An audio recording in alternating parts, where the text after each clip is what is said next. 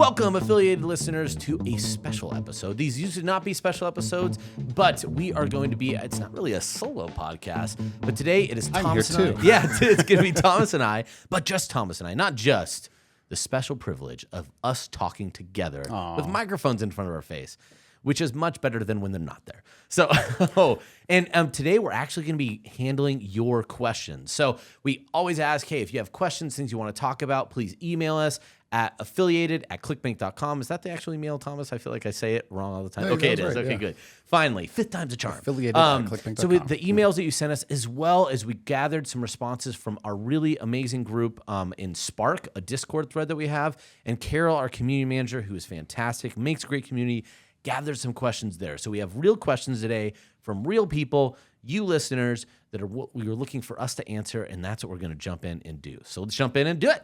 Let's go. There's music playing right now. We do that now, Dylan? Do we have music? Yeah. This is where imaging would come in. I like it. So Thomas, we have a list of questions. We're going to be do. answering them today. How are you feeling about that? Excited to hear I'm what the people excited. have to say? I am. No, I frequent the Discord community pretty often, and Carol shoots me some things I dive in and help answer and stuff. So I always like messing around in there and helping people out, and then, answer people's emails and things like that. But being able to do it here for everybody, let's go. Exciting. Yes, All right, let's exciting. do it. Well, I'll give you the first one because that excitement needs to just be captured right away, Thomas. Oh, boy. Which is the first question here is, what is your thought process for picking a niche? Most important factors you should consider essentially when you're first starting out, like how do I pick the right niche for me? Yeah. I think most people overthink this, right? Because in my opinion, there's the big question, right? Do you go macro niche with like weight loss, or health and fitness is even bigger than that, right? Or do you go more micro with like succulent gardening in California? And the correct answer is that there's no wrong answer here. You can kind of go as micro or as macro as you want. Just understand if you go too micro, the ability to scale it might be limited down the road. But if you're a new affiliate, you're trying to get your first commission, you're trying to get your, replace a paycheck or something like that. Almost any niche can do that for you. And I mentioned that succulent in California thing because there's a woman that's a blogger that I'm completely forgetting the blog and her name, but she did a California succulent blog and grew that into a multiple six-figure income stream purely on that niche. Right? I feel like I know exactly what you're talking about because my wife has shown me some of her content as our house slowly filled with succulents. And I kept wondering, where did this come from? And she could widen out from there, right? When she had a base, she could start going into different types of plants, which I don't fully understand, so I won't try to pretend. But the point is, you can start super small and start to widen as you go. Yeah. Now, if we're talking ClickBank, I'd love for you to kind of dive into that. Like if you're looking at the direct response niche specifically and like ClickBank and kind of what goes into there, I think that changes the lens a little bit for being a niche. No, definitely. I think when you're selecting niche, I would even always say before that, select your goal. Like, what do you want to do, right? Because that'll change, or I think change your niche a little bit. If you just want to learn how to talk to an audience and really learn and master a language, the more narrow your niche, the better off that you could be. So if that's your goal, I'm just trying to learn this one specific craft of how do I communicate and resonate with an audience, even if I'm not a part of that audience, or maybe you are, but you just want to turn to sales language. I think micro and very specific makes a lot of sense because you're going to be able to learn that faster, quicker, and then you can start expanding more. If your goal is, I want the place that's going to give me the most room for success and maybe be the most forgiving if I'm not good at it, that's where all of a sudden these broad niches, and I think when the ClickBank ones really start to matter. But I think what's important when you're selecting the right niche, don't always look at what's popular right now, especially if you're new. Look at what's going to be popular in 6 to 9 months. How do you see the future, Kyle? Yeah, right. How do you see the future? And I think one of the things I like to look at oftentimes is there's seasonality trends, there's economic trends, and there's marketing trends that you'll see. Oftentimes we see, there's a new marketing tactic in a certain vertical. For example, I would say the pain-oriented VSL about 3 years ago with research hit big in the supplement markets to the point where I would recommend if you're starting out and you wanted the not easiest, but the best place to learn and get really large revenue was in the supplement niche. You'd want to focus there, which I always like to now call the aging niche because really it's just all the things that happen to you when you get old are pretty much what you're going to be selling in the supplement space. But that's now almost 4 years into that trend, and that marketing trend. It's pretty saturated. It's not the same as it was 3 years ago in terms of entering into that market. It would now be very competitive. it would possibly be a little bit more challenging because the marketing tactic has been pretty well, not exposed, but utilized. So that might change. Now, if I was looking at a niche right now, this is very, very focused right now, I'd start to say, okay, what are some big problems that we see that are solved by products in affiliate marketing? And one of the big things is the economy is maybe stressed no matter where you are. There's some signs that it's under stress. BizOp historically, when people need money, they go to find ways to make money. Those are really good markets. So that might be a niche right now. If you're getting into affiliate marketing, I would start there. And I've talked to some new affiliates that are doing really, really well. And, things that are more, maybe it's about budgets, maybe it's about credit repair, something like that. There's lots of different things you can niche down from there and focus on. But I would start saying, okay, that's the trend. Maybe that's a place where I could go and put right now and start right now. Yeah. I would say too, like if there's multiple, you can either go chase a passion you have and kind of go down that route, or just go like, hey, what's the most economically feasible way for me to make money, and kind of chase that as a marketer. Picking a hobby or passion is a great way to get going. I would urge you to check in with yourself if you're doing that. I know I did that with like a cooking blog. I got really into cooking. I was like, I'm gonna do this and make money on this, and turned my hobby into like a chore and a job, and it made cooking not fun. And now I've gotten back into cooking again. And I'm like, I just want to cook. I don't want to be like a food blogger. I just want to enjoy this as my thing.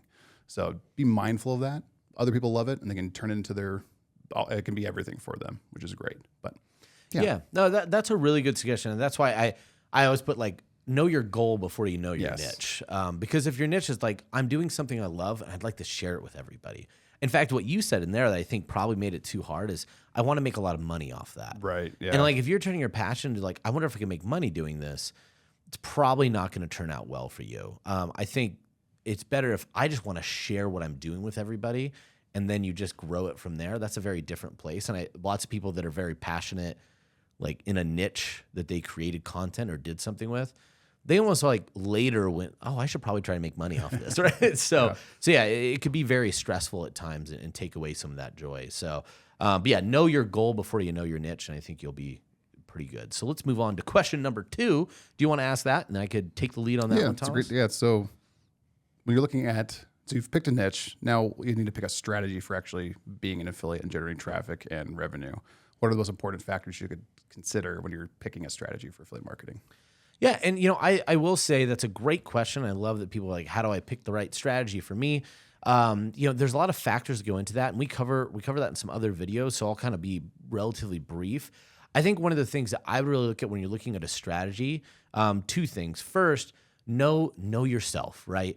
And when you're looking at strategies, ask yourself, what are things that you think you like to do and you're good at? Very, very important, because oftentimes we look at what other people are doing and what they're good at, and we just go and replicate. But that might lead you to something like, for example, I am not somebody that does really, really like, how do I put it? If like I have to set up like a really specific schedule and be very organized so I could do a bunch of grindy work across all these things, like that's not a channel or a way that's going to work for me. I probably won't succeed at it. I'll hate doing it myself so much that if I don't get quick success, I'm not going to keep grinding at it. So you have to know that about yourself to know what strategy you're going into. Now, I love numbers and I love marketing. Media buying might be a much better place for me to start out, because those are things that I really already enjoy. I like the concept of coming up with new creatives. I love split testing and I love numbers. So that would make a lot of sense for a strategy for me. But if, say, you love writing and you love creating content, you might hate media buying because it's going to strip away a lot of the content and really just leave you with the numbers and the other stuff. So know yourself first. And I think the second side is when you're looking for a source, know where you could get the information about the source. So know that you have, and I'm not sitting here to say that every single guru is bad. And I know we throw that word or term around as if it's a cult leader, right? Like guru, cult leader, real bad. Just whoever you're following as your source of truth, vet it out, look into it, make sure to understand, one, how are they making money? What are their goals? What are they doing? What are they teaching you? Does that fit? Does that make sense? Do you feel like you have a credible source of truth? And then do you feel like your skills are going to be matched up to that traffic source? I think if you do those 2 things, you're going to be in a much better place to be successful and at least enjoy whatever success you do have. Because at the end of the day, like, maybe you make some money, but you hated every bit of the process. Is that really going to fulfill you? Are you really going to be like, I can't wait to do this for the next 10 to 15 years? Right. Probably not. So find something that at least highlights your skills. Anything to add to that? I'd just say be mindful if you're thinking about like how do I pick the right strategy for affiliate marketing. Be mindful of strategy versus tactics, right? A lot of the courses or gurus out there teach a very specific tactic of how they're buying media or something like that, or how they're promoting whatever it might be. And if you only follow that tactic, it's very hard to replicate anywhere else because maybe it's only this certain way to buy traffic on Facebook, a little hacky thing they're doing there, right? So, but understanding the strategy of marketing as a whole premise and copywriting and all that of like, hey, we're going to put a big pain point image in front of someone. It's going to pattern interrupt. This is going to cause them to go. The copy's going to make them click on the link and go to the bridge page. This is going to warm people up. And this, I'm not trying to sell here. I'm trying to get them to the sales page. Understanding the whole strategy there can be replicated across multiple traffic types. So it's really understanding that any of the big traffic sources are good, right? YouTube, Instagram, Google, Facebook, TikTok, et cetera, et cetera, et cetera. We get all kinds of questions. Which one's best? They're all great. You can scale all of them to income levels that would make almost anybody happy, right? So find the channel you most enjoy going with and then learn the strategy around it. And that will be replicatable as you need to go wider if that ever happens. Yeah. No, I love that, especially tactic for strategy. And last thing I'll add is like, a tactic, like, or the way to move tactic to strategy is always ask yourself why it works. Yeah, exactly. Someone will tell you it works, but you want to say why. Mm-hmm. Why is this working? Now, if it's working because it's just a loophole in Facebook that they haven't figured out yet, and so you can make a lot of money doing this one little thing, that is always a tactic. There's no strategy to that, right? That will end always. So just remember, you want to be knowing the why. And if the why is loophole, that's not going to last forever. You don't want to bank your business on that. So find something that's teaching those strategies. That's a great one. So let's go on to question numero 3. Look at that. Speaking some Spanish today. I'm pretty sure. Yes. And got the accent and everything. All right. So this is very procedural, but I think really important. And I think I have to talk about it this way. But do I need an LLC to start affiliate marketing? So we don't necessarily go into like that specific question, but I think let's give all the legal advice. Yeah. I think more importantly, it's how do you set up a business structure? What should I be doing when I get started, to be a business, or what level should I do that? Go away. Answer the question. I think I'll just shut up. The short answer is no, you don't need an LLC to start affiliate marketing. You can start it. You'll get paid as an individual. Like, great. All that stuff can work. And no, I'm not a tax advisor, legal person. So talk to whomever you talk to for that stuff. But this is where disclaimers. Yeah. All those things. Don't sue me. Yeah. But structuring an entity as you get more serious with it can be very beneficial, right? There's all the different tax advantages, things you can do, right? You can actually operate as a business. There's some liability you can kind of protect yourself from and things of that nature. And especially if you start hiring or collecting money in different ways, it just allows you to be a lot more flexible with the cash flow coming in and operating on a better way. So you're actually generating the cash you need and not just paying unnecessary taxes on things like that. So no, you don't need it, but I would think very strongly about structuring an entity so you can leverage those aspects. I've been lamenting with a client who has not structured an entity yet, and he's been generating tens of thousands of dollars a day in profit. It's like, dude, like, what are you doing? Yeah. You got to get on that. I'll tell you what, Uncle Sam's licking their lips. They're super excited about your lack of entity. Yeah. So no, you don't need it, especially if you're just dipping your toes in the water. But if it's something you're serious about, you're going to be pursuing it, especially if you're going to be racking up expenses and things like that, then yes, it probably is worth starting an LLC. Yeah. Or S Corp or whatever makes sense for you, right? Yeah, and even if it's at a hobby level, there's so many advantages to having the entity, and the costs are relatively low. Now, if it's the difference between you being able to say buy your first bit of media or get an entity, obviously put it towards the media, but don't deprioritize it because it does make it gives you just a lot of options, and doing it way down the road could limit some of those options, and you don't want to sit there and be kicking yourself because you didn't do something that might have cost you a couple $100 in maybe 30 minutes. I'll say this, right? Like really set you we up know a lot way. of scaled affiliates, right? And the ones that operate like a true business seem to do a lot bigger volume than the solopreneurs who are kind of running around their hairs on fire, right? And operating more like an individual. Yeah. So, but it might be two individuals, it looks like on the paper, right? But one's going to be operating their business much more like a business, and one's trying to do everything themselves and all that. So the more you start thinking, how do I operate like a business? It builds in structure inherently. Totally. So, Totally. It's a great one. All right. Question number 4. I don't know why I'm counting them down. There is no specific count of questions, but We're here forever. Yeah. Yep. One of these days we should do an AMA, Yeah. right? Just let people ask us live. Any You want me to do questions. this one? Yeah. Yeah. Okay, so this is maybe a convoluted question, but it's one that pops up a lot, especially with new affiliates. Is I've started media buying. How much data is enough data to analyze when running Facebook ads? How long should beginners run a campaign? Let me start that over. How much data is enough data to analyze when running Facebook ads? And how much should beginners run a campaign before declaring a winner or a loser? Gotcha. Well, I'm going to defer to you for the second part of this question, as you had a great response, and Thomas actually did a video on this that really goes into describes pretty well. But just as like a frame of reference, I think one thing that happens here is we oftentimes get questions about what's the specific number, what is enough, and I think oftentimes that's impossible to answer because there's too many factors that go into it. Now, if you want me to say here's statistical significance, I'm going to tell you if I shared what that number is, you'll be like, how could I ever do that? Because it's pretty large for most statistical significance in the way that statisticians care. For you, it's going to be a bit more of a personal choice, right? There's going to be the strategy you're implementing that you need to consider. What are the numbers that you need? What are the numbers that you could put in? And then also, what are the numbers that this offer you're promoting could even produce?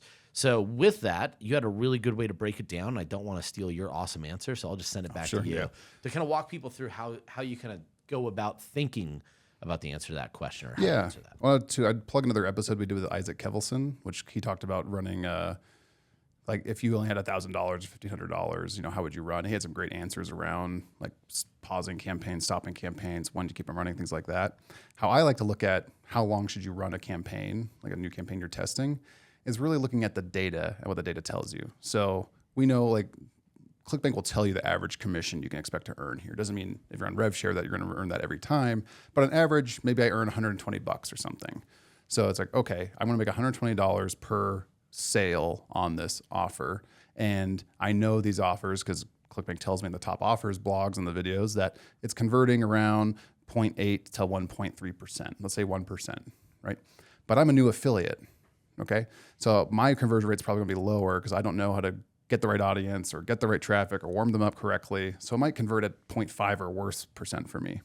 So if it would take a good affiliate 100 clicks to the sales page to get a sale, it might take me 300 to 400 clicks to expect a sale. Now I'm going to go look at my data on Facebook or YouTube, wherever I'm buying it, and going, how long does it take me to get 500 clicks? Let's say, just for round numbers, because that helps my brain, right? And if it's going to take me how much would I have to spend in a day on this campaign to get 500 clicks in a day to get that one sale? That might be way over budget for what I can afford. Yeah. That's fine. I'm just going to have to spread that out over time now. Maybe it takes me 7 days to get 500 clicks. So it's going to take me a week to run this campaign to just get the very minimum viable expectation of is this working or not. And even then, you should probably let it run a little past that because now you've only been going past it. Now, some people like to go, okay, I can expect to make $120. I'll spend $240 in testing this to see if there's any traction there. And if it's not, I'll chalk it up to a loss and move on to the next one kind of deal. Mm-hmm. Now, that might just mean a new campaign you're spinning up and things like that. But what I want to really nail down here is how you're kind of thinking through these expectations on these offers. It's not just, I sent 100 clicks to this offer and didn't convert. It's like a good affiliate probably wouldn't expect that to convert with that few of clicks. You just need a lot more data to even be able to tell. Mm-hmm. So how long, I don't know, is going to determine how cheap are your clicks, where they're coming from, and how confident you are in running it.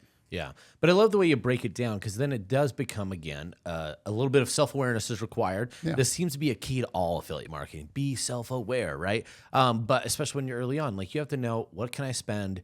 But I like the idea that really, really I think people should glob onto is they're going to tell you what the average conversion rate is. From there, you're backing into what you think you're going to get and having an idea that, okay, this is at least what I'm going to have to spend to know. Yeah. And then from there, based on your strategies, things that you've learned, based on your market, whatever it might be, you'll get a sense to know, okay, yeah, these are giving the right indicators or not. But that's a really good way to think about it. Yeah. So and things will improve as you get better, right? Like it might take you, now it's only taking me 300 clicks to get a sale. Now it's 200. Now it's 100, right? Things are going to improve as you get better at operating in Facebook, as you get better at making good converting copy and ads and things like that. So yeah, it might stink while you're learning, and that ad cost is almost more of an investment in learning than an expectation of profit. But as you get better, you're going to get closer to profitability and then be able to scale as you start breaking through. Totally. Well, awesome. Let's move on to the next question. I think this is one that comes up so often, which is tools, not people around us we don't like, but tools that we could use to help us in marketing. What are the best paid tools? What are the best free tools? What are the tools I need to make sure that I could build my online affiliate marketing business? So when you get that question, Thomas, what do you say? Again, look at the strategy you want to run because that's going to determine what tools you kind of need. But bare minimum, you need something to host your website on. Because the other question is, do I even need a website to be an affiliate? Short answer is yes, most likely. Yeah. Technically, no. You can probably get away with not having a website for a little bit, but I'd say it's a very narrow, you're going to have a very narrow amount of affiliate opportunities without a website. They might exist, but it's very narrow. So let's you just have assume a lot you more have flexibility if you have a website, right? So you need a place to host it. And then if you don't want to learn HTML and JavaScript and coding by hand, you probably want a page builder and some sort of way to kind of make your website look good and actually generate copy on it. This will be a plug for Accelerator because I think Accelerator built a really good product. It's a product that ClickBank rolled out. You can do domain buying and hosting on it. You can do email capture on it and kind of generate an email list and mail from it. And then you can also be building out your bridge pages, building out your blog, and kind of building out everything in there. So it's really cool. But they built it to be exactly what you need if you're starting as an affiliate. It doesn't have too much in there. You can get going for relatively cheap compared to a lot of the other funnel builders out there. So it's a great place to start. And there are some free tools out there that can replace all sorts of things. The other thing I'd recommend is if you're buying a course from someone and they're recommending you use a certain product, yes, they're probably getting commission for that, for you to go buy that product. Almost like they're affiliate marketers. Yeah, wow. It's a shocker. Yeah. But if you don't go use their product and go buy some other cheaper or free option, your learning curve will be much greater because they're probably teaching out of that tool that they have recommended you buy, right? So if you are going, if there's such a like Go High Level or something, which is a great tool, maybe it's a little expensive for you, that might be a time for you to refund and go find something else. But if you can afford to use it and not have to keep up with, oh shoot, okay, they generated this button here. How do I go generate that button in my thing? If you can just keep up with what they're teaching and not get stuck in the how, you'll be along a lot farther. Yeah. Well, especially too, I think with the advent of, what we've seen with AI over the last year and the amount of new There's like products. thousands of new tools a day. It's insane. all the time. There's so many new tools, but the thing is these tools come and go. And so sometimes you get the free kind of trial game and you end up searching for companies that don't exist 3 months from now, or softwares that weren't fully baked out, or, you're just going from trial to trial. And imagine the energy and time that you spend looking for a discount option that could just be spending the difference in learning what you actually need to do to generate revenue. Right now, you're mitigating costs. If you're spending more energy mitigating costs than making revenue at an early stage, it's a bad idea.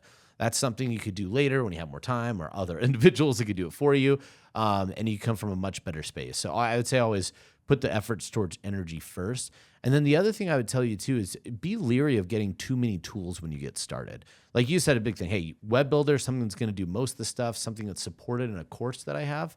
Because I find, and we see this especially with AI nowadays, a lot of people don't know what the tool's doing. They don't actually know the work that it's doing to get there. And you don't need that for page building, right? We're aware of what code looks like. But if it's something like writing emails for you, it's going to help you do social posts. I would discourage doing that when you're starting out. Learn the process, then find the efficiencies, because you'll know if it's good or bad. And oftentimes we assume it's good because we haven't done it before. And so all we're doing is we're getting a free software, paying for a tool to give us subpar performance. And that's not really what you want. And you won't know that that's what it's doing if you don't spend the time. So don't get too caught up in tools. Don't get too caught up in cost mitigation. Focus more on revenue generation and understand before you replace. Yep. So with that, I think you got the next question, Thomas. Yeah. So Kyle, what is your thought process for creating content for my website or blog? Well, my thought process is I go to marketing and I say, "Can you guys write a blog?" No, just kidding. No, I think this is a great one because I think oftentimes it's a real balance, right? Anytime, and this I would say this isn't just for website or blogs. I think this is for any type of content you create because you have a balance of what I want to create and what my audience wants to read or consume. And it's great when those two things line up. But unfortunately, it doesn't happen all the time. Now, there's some people that read a blog and they love every single piece of it, but they're not going to love all of it.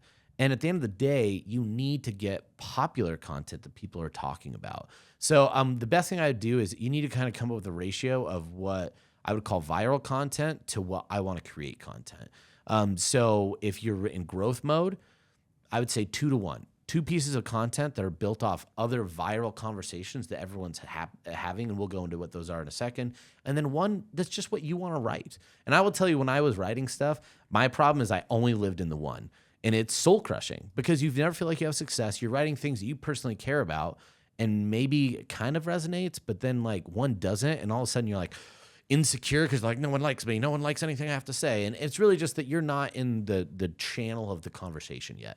So when you're going to go out viral content, I would start looking at whatever your niche is. What's the biggest topic that people are talking about? What are the biggest leader? If say, I don't know, if it was the succulent lady and you were doing a sub-succulent blog. So she just posted something about how this type of succulent pot is the worst one out there. I would literally just create a contrarian argument or a reaction blog post to the exact same thing. Because again, people are going to hear that and they're going to want to hear the second side of the conversation. So be the second side. React and agree. It doesn't matter. You're in that conversation. Create 2 of those posts. So algorithmically, you're just going to start getting fed next to other stuff that's already existing, right? Or in comments, you could even encourage organic growth. Someone's going to sit there. They're going to read your reaction to this viral conversation, and they're going to say, yeah, this and this. And Betty, who told me that this succulent pot's great, and here's why, you're going to get organic growth as well. So I would do a 2-to-1 ratio on it. Go find the viral content, create your version of it. Don't copy. Create reactions or make it your own opinion, but use the same terms that they're talking about and still give yourself space to be creative. Like whatever you want to write, whatever you want to say, always give that space to it, but understand that that's stuff for you, not for your audience, right? So I'm writing this for me. If something hits, woo, that's cherry on top. Sure, yeah. But that's not the game that you want to play, because if you're expecting every single one of those to hit, you're going to lose your creativity and what had you writing and creating in the first place. So that's my thoughts on that. I like it. As Forrest Gump would say, that's all I have to tell you about that. Yeah, when I was managing some blogs and writing guest blogs for an SEO company I worked for, we had a process for kind of coming up with article ideas and things like that. And when you think about writing content for your blog, what you kind of need to be remembering is what is the goal for what you're doing? And it's probably revenue. It's probably to make money as an affiliate if we're listening to this video right now, right? And so it's like, or it's to collect emails, or it's to do some sort of thing with this content. And so we always started with like, okay, what are the top ranking blogs writing on currently, or what are their best performing articles? What do those look like? You can use tools like SEMrush, kind of go find out what competitors or bigger things in the space are publishing on. Now, that doesn't mean you'll go write that content, because you don't necessarily want to compete if you're going for Google rankings for, against HubSpot or something like, not HubSpot, Huffington Post or something, right? Yeah. They control all the major publishers, own all that big stuff. You just want to get a feel for the space. You kind of want to get an idea of like what is resonating, what has done well, what is generating a lot of traffic for people, and then start to come up with ideas from there. And you might be doing, right, like it might be reviews on products. It might be top product listings. It might be how to do XYZ thing. It might be teaching different things. Once you start just mind dumping ideas, you're going to start like kind of clicking with the few of them that you want to write. And you'll be shocked at how easy it is to come up with so many ideas that you won't have time to write them all. Because, right, if you do a top X kind of post, best gift ideas for Christmas or Black Friday or something like that, right? All of a sudden you're going to have maybe 20 products in an article or 10 products in an article. Now you could write a review on each one of those products that is now its own piece of content that you're now linking from. And so what I like to think about is how is all this content building together to be linking to each other. So when someone's coming through, they're clicking through and they're continuing to go through the blog. And the other thing to consider is what's the monetization strategy for this piece that I'm writing? Is it an asset where I can be building a guide that someone can download and kind of opt into an email that then can be marketing to them on my email list? Is it affiliate links through it all that I can be just sending out and it's more straightforward that way? Is it something else? Is it just high viral content like you're mentioning that I could put ad space on or something, right? Is it a mix of all of those? Because once you start having that monetization strategy, I'd highly recommend people check out the Adrian Bembia episode we did, where he talks about like the blog articles he does, right? And he writes a blog post, not expecting Google ranking. He drives low budget dollars to those blog articles because they have opt-ins, they have affiliate links in there.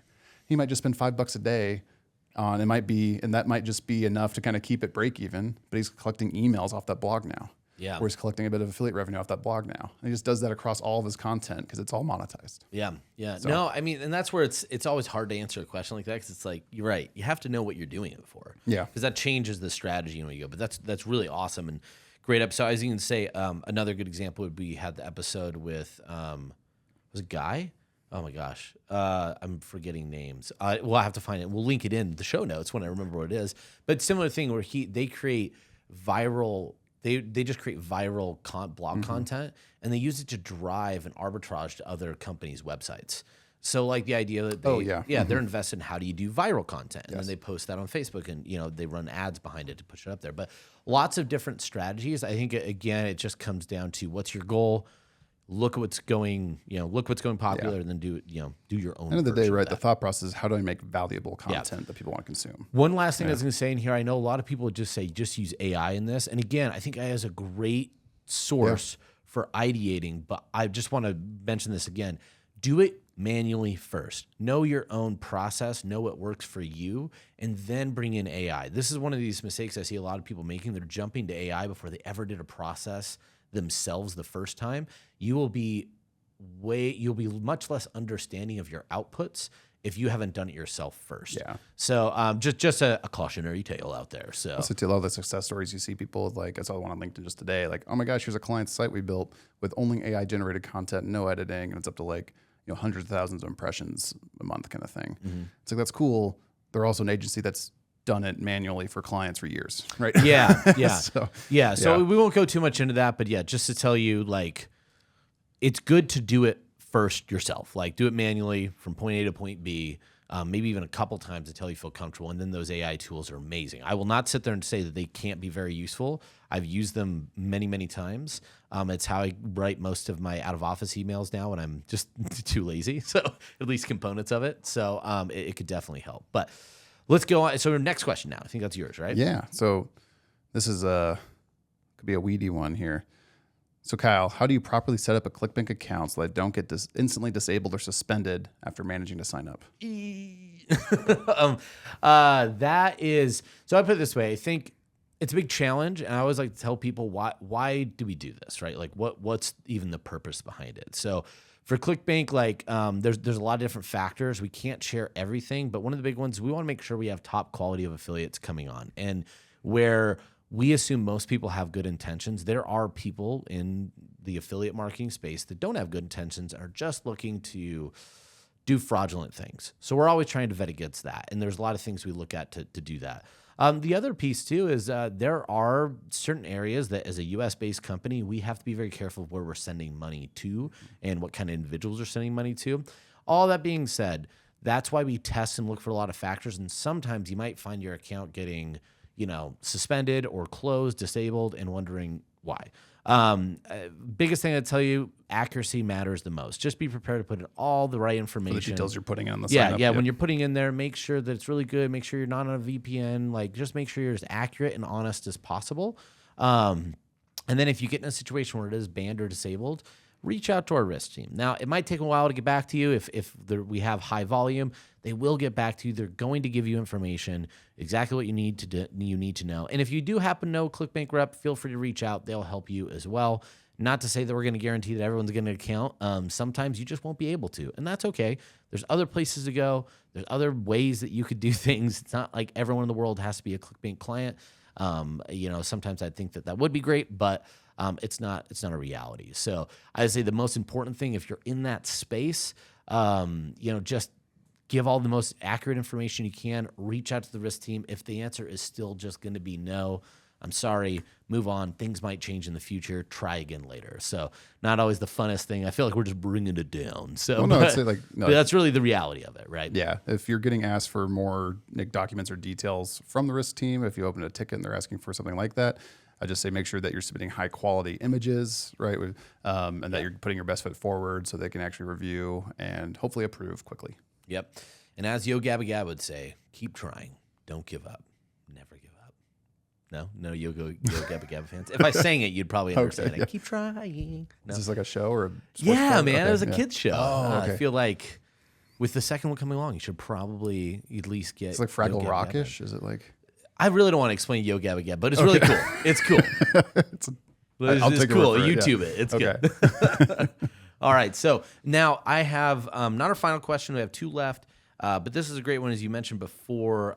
You have this background. So how do I get guest posts? Which was the whole question in its entirety, and I was like, I don't know if we want guest writers for our blog all the time. So, but I realized it was quite a bit of a different question. So, expand on it and answer. Yeah. So if you're an affiliate that is going the blogging organic traffic route and things like that, getting backlinks to your website is incredibly important because that's one of the major ranking factors in getting your site to rank, to get your blogs to rank, and things like that. Now, a good way to do that is to go write blogs on other people's blogs, called a guest blog, right? So how do you actually go about doing that? It's a big topic that's probably going to be hard to encapsulate in such a small answer here, but I would recommend that you probably don't need to start going after guest blogs right away, first of all. I'd get some traction with your own content first. You should be able to start getting some rankings or some bit of traction through whatever you're doing initially. And what I'd be thinking about is when we go back to that content question of like the content you're writing and how you're envisioning that content is you want to make valuable content that's worth someone linking to. What does that mean, right? It might be an intensive resource that you've compiled for your niche or industry. Like, hey, here's all the best places to go to. You might be linking out to a bunch of places with it or something like that. That's also a great way for people to link to it because you're like, hey, this is the best resource for whatever your niche might be. Right. So there's a lot of ways you can kind of think about what is good content that someone would want to link to. And I'll go back to like SEMrush or Ahrefs or some other these other tools that can help you identify other people's content that have a lot of backlinks that look relatively organic, right? Because that is content that has earned backlinks. When we were building links, what we found was like it was very hard to build links for just mom and pop website A that had no real content on it other than like, this is our business. Yeah. We go get them listings. There's different kinds of like directories out there. You can also go pursue that yourself and kind of get your website listed around those places. But it's very hard to get juicy, high domain authority backlinks to a site with zero content. Mm-hmm. So you need to be making that content. And what you can also be doing, what I love to do when I was trying to pitch a guest blog is I'd identify a site that had guest blogs on it. So they actually collect they're them. playing the game. Yeah, they actually do it, right? And I'd be seeing what kinds of guest blogs they're posting, like what do they find valuable to actually collect from people and then post, and then crafting a very compelling article pitch around that. The other cool thing you can do is really offer some value, right? Which might be something like, hey, I noticed this link on your site is broken, right? And by the way, I saw this article you wrote, really enjoyed it. Would you be open to me writing an article about X? And then you've provided some value, you've helped them maintain or improve their site, and now you're pitching the thing you want to write, right? So you've kind of like gotten them to initially, oh, thank you. And then, hey, here's this thing I want to do for you. What do you think? The more specific you can be in your pitches, usually the better. So if you're saying, hey, do you want guest post? Probably not going to respond to you. Yeah, right? Yeah, because they get that way too many times a day. Yeah. And if it's just something generic too, it's like, okay, you're just pitching this to everybody. But if you can go like, hey, I saw this thing you did. I really liked it. Would you want to follow up on XYZ or a counterpoint on whatever, right? You can kind of start to hone a craft. Mm-hmm. And all this sounds like a lot of work because it is. Yeah. So I would highly recommend, the company I used to work for was Page One Power. And they have, so pageonepower.com is their site. They've got a great blog and a lot of free educational resources around how they do link building because it is time intensive and hard to do at scale. Another really good little hack you can do is what was called, I think it's still called this, is like the skyscraper approach. Uh-huh. So after you get some traction with your site, you can be basically reaching out to the influencers and experts in your niche with a quote, like, hey, can I get a quote from you on X, or can I get how you would do Y? You're going to ask them all the same thing, right? So then you'll have a post that's like, hey, we asked the top 50 or top 30, whatever it is, people on how they would do X thing. And then you're just going to list them with their head, their profile, the backlink to their site, their story or their quote or their how-to. And you're going to do it all. And then you're reaching out to them. Hey, this is published. Would you mind sharing it? And you're probably doing that before you actually get collected from them. Yeah. Right. And you'll wind up, you won't get backlinks from every single one of them, but you'll wind up with as seen on, hey, check this out. They'll get social shared. It's a really cool way to kind of do it. That can be overplayed. You kind of need to feel it out on how you're pushing it, and it can't just be kind of like worthless content. But if you actually make something cool, it can be really worth reading, and the niche you're following can really resonate with it. Yeah. Well, it goes back to, especially if you're a part of the conversation they're having and you use something like that, that could be really, really powerful, right? Especially, I think one thing I'm just going to emphasize there, at the end of the day, to get this thing that's very valuable, it just takes a lot of work, right? Yes. It's hard work to really differentiate yourself. Yeah. That's not too dissimilar to most things in affiliate marketing. We understand that as marketers, we want to make things seem super easy, one click, no work, success will be yours. In reality, there's always a point of work. There's just at some point that you're going to have to put in some time and effort to get the results, if you want the best results. Yeah. So don't shy away from it. Just understand it. Go out, do it, and enjoy the process. Make sure you love the grind. And here's the thing too: if you know you've got a good linkable asset on your site, you should be knowing how you're going to work that into the article you're pitching. Yeah. Right. And so what you don't want to do is just only get like bio links, is what they're called. Like, hey, this was written by Thomas. You can check him out here at his website.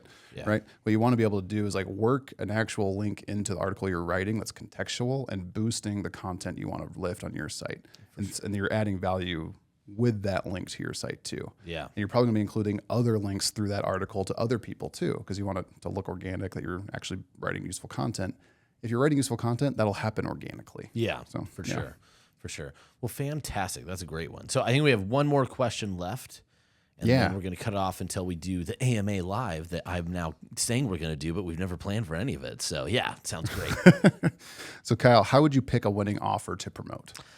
This is a great one. And it asks quite often, right? So, there's a lot of things we covered, so I won't like go into redundant, like, know your purpose, blah, blah, blah. But I would say, obviously, when you know your channel, that's going to really dictate a lot of what offer is going to be good to select and run.